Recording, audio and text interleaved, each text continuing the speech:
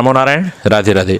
भगवान अवधूत दत्तात्रेय भगवान जी से जब महाराज यदु ने ये सब प्रश्न पूछा कि आप अपने आत्मा में अनिर्वचनीय आनंद का कैसे अनुभव करते हैं, आप कृपा करके बतलाइए। ऐसा कहा भगवान दत्तात्रेय कहने लगे।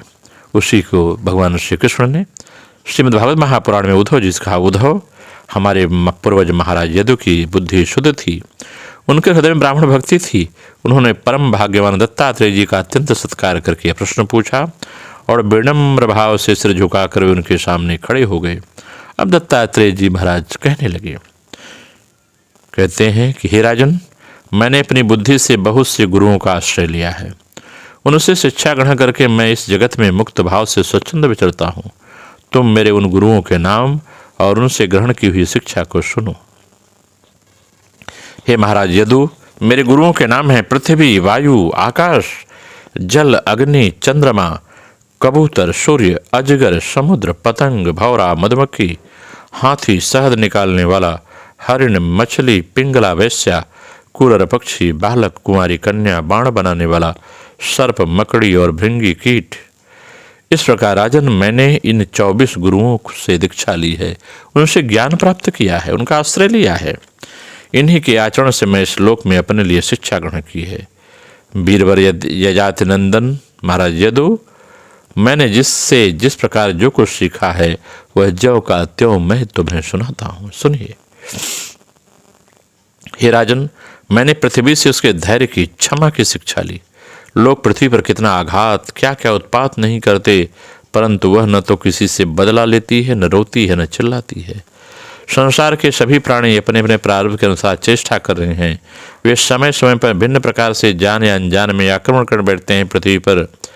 धीर पुरुष को चाहिए कि उनकी व्यवस्था समझें, न तो अपना धीरज खोएं, न क्रोध करें, अपने मार्ग पर ज्यों का त्यों चलता रहें।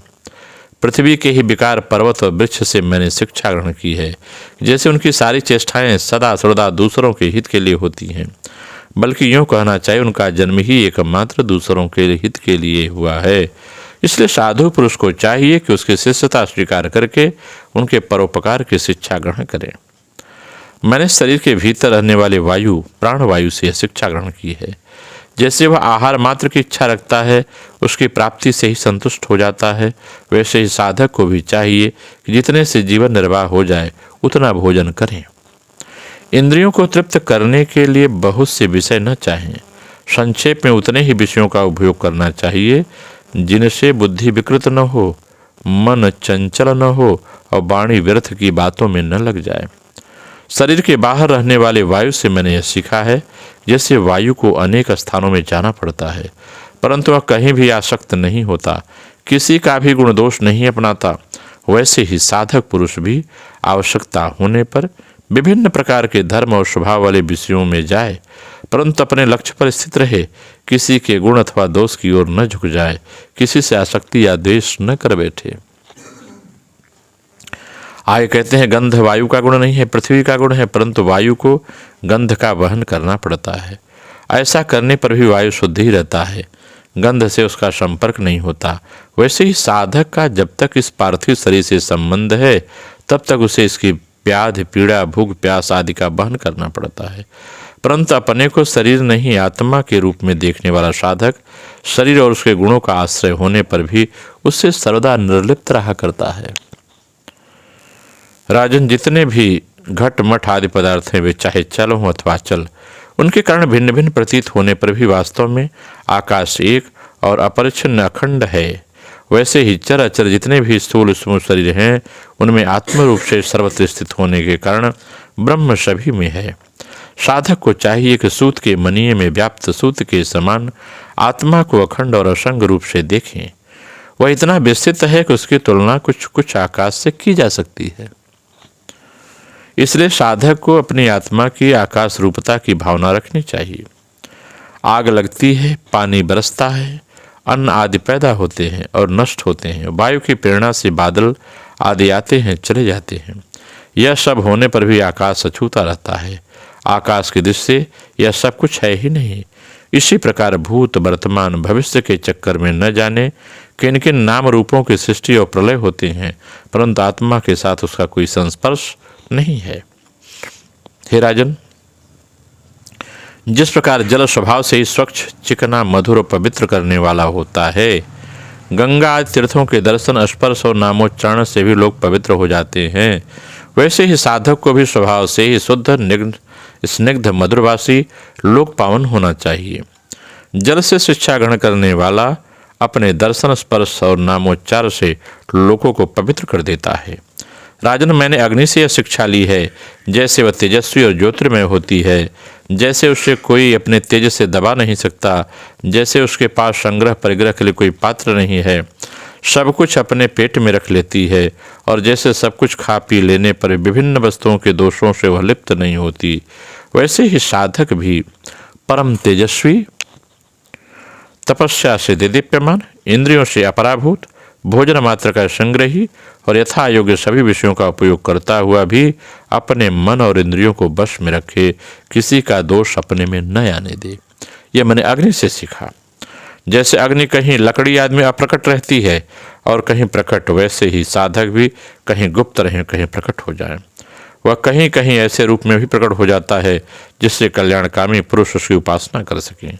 वह अग्नि के समान ही भिक्षा रूप हवन करने वालों के अतीत और भावी अशुभ को भस्म कर देता है तथा सर्वत्र अन्न ग्रहण करता है। साधक पुरुष को इसका विचार करना चाहिए कि जैसे अग्नि लंबी, चौड़ी, टेढ़ी, सीधी लकड़ियों में रहकर भी उसके समान ही सीधी, टेढ़ी, चौड़ी, लंबी दिखाई पड़ती है, वास्तव में वैसी है ही नहीं। वैसे ही सर्वव्यापक आत्मा भी अपनी माया से रचे हुए कार्य कारण रूप जगत में व्याप्त होने के कारण उन वस्तुओं के नाम रूप से कोई संबंध न होने पर भी उसके रूप में प्रतीत होने लगता है। इसलिए मैंने चंद्रमा से शिक्षा ग्रहण की है। यद्यपि जिसकी गति नहीं जानी जा सकती, उस काल के प्रभाव से चंद्रमा की कलाएं घटती बढ़ती रहती हैं, तथा वह चंद्रमा तो चंद्रमा ही है, वह न घटता है न बढ़ता है। जैसे ही पुनर्जन्म, जन्म से लेकर मृत्यु पर्यंत जितनी भी अवस्थाएं हैं सब शरीर की हैं, आत्मा से उसका कोई संबंध नहीं है। जैसे आग की लपट अथवा दीपक की लौ क्षण क्षण में उत्पन्न और नष्ट होती रहती है, उसका यह क्रम निरंतर चलता रहता है परंतु दिख नहीं पड़ता, वैसे जल प्रवाह के समान वेगवान काल के द्वारा क्षण क्षण में प्राणियों के शरीर की उत्पत्ति और विनाश होता रहता है, परंतु अज्ञानवश वह दिखाई नहीं पड़ता है।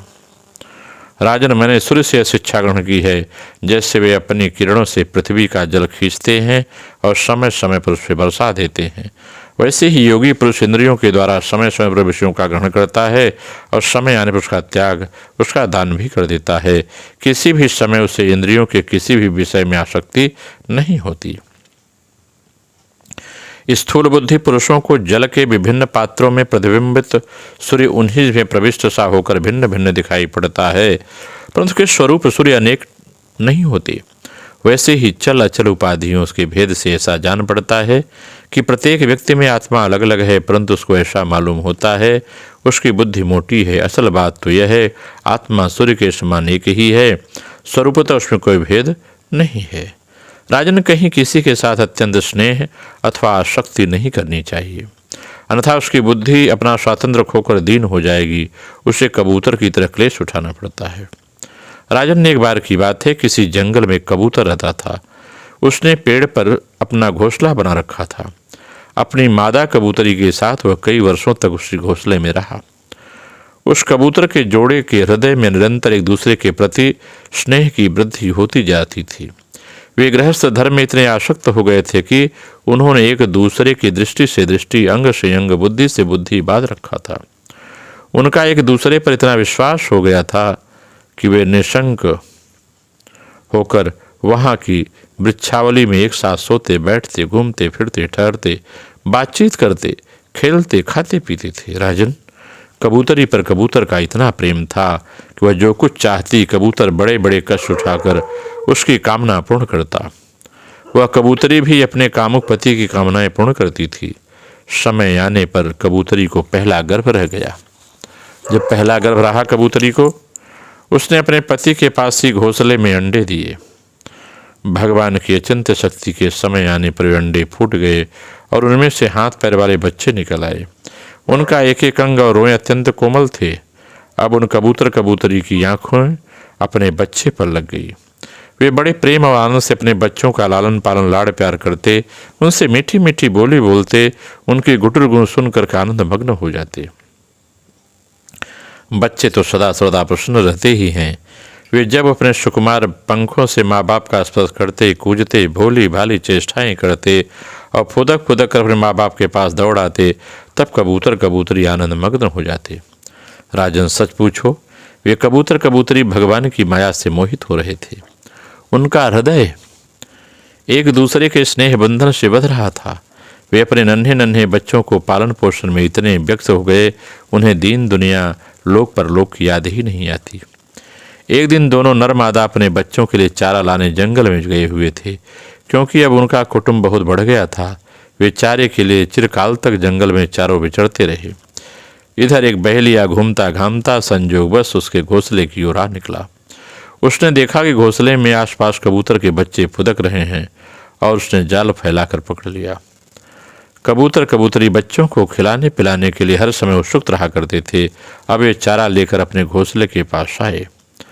कबूतरी ने देखा कि उसके नन्हे नन्हे बच्चे, उसके हृदय के टुकड़े जाल में फंसे हुए हैं और दुख से चेचे कर रहे हैं। उन्हें ऐसी स्थिति में देखकर कबूतरों के दुख की सीमा न रही। वह रोती चिल्लाती उसके पास दौड़ गई। भगवान की माया से उसका चित्त अत्यंत दीन दुखी हो रहा था। वह उमड़ते हुए स्नेह की रस्सी जकड़ी हुई थी। अपने बच्चों को जाल में फंसा देखकर उसे अपने शरीर की सुध-बुध न रही और वह स्वयं ही जाल में फंस गई। जब कबूतर ने देखा कि मेरे प्राणों से भी प्यारे बच्चे जाल में फंस गए, मेरी प्राणप्रिया पत्नी भी उसी दशा में पहुंच गई, तो वह अत्यंत दुखी होकर विलाप करने लगा। सचमुच उस समय उसकी दशा अत्यंत दयनीय हो गई थी।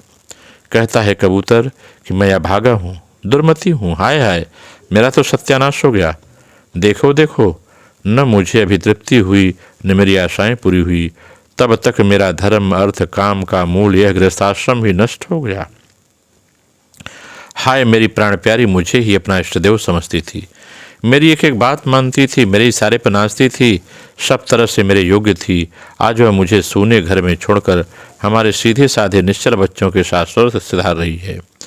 मेरे बच्चे मर गए, मेरी पत्नी जाती रही, मेरा अब संसार में क्या काम। मुझ दीन का विधुर जीवन बिना गृहिणी के, बिना जलन का, व्यथा का जीवन है। अब मैं सूने घर में किसके लिए जीऊं। राजन, कबूतर के बच्चे जाल में फंसकर तड़फड़ा रहे थे। स्पष्ट दिख रहा था कि मौत के पंजे में है, परंतु अब मूर्ख कबूतर यह सब देखते हुए इतना दीन हो रहा था कि स्वयं जानबूझकर जाल में कूद पड़ा। राजन और बहेलिया बड़ा क्रूर था। गृहस्थम कबूतर कबूतरी और उसके बच्चे मिल जाने से बड़ी प्रसन्नता हुई। उसने समझा कि मेरा काम बन गया और वह उससे लेकर चलता बना। जो कुटुंबी हैं, विषयों और लोगों के संग साथ में ही जिसे सुख मिलता है एवं अपने कुटुंब के भरण पोषण में ही जो सारी सुध बुध खो बैठता है, उससे कभी शांति नहीं मिल सकती। वह उसी कबूतर के समान अपने कुटुंब के साथ कष्ट पाता है। यह मनुष्य शरीर मुक्ति का खुला हुआ द्वार है। इसे पाकर भी जो कबूतर की तरह अपनी घर गृहस्थी में फंसा हुआ है, वह बहुत ऊंचे तक चढ़कर गिर रहा है। शास्त्रों की भाषा में यह आरूढ़ चित्त है। इसे कहते हैं अरुणचित्त होना। नमो नारायण। राधे राधे। अब अगले अध्याय की चर्चा फिर करेंगे। राधे राधे।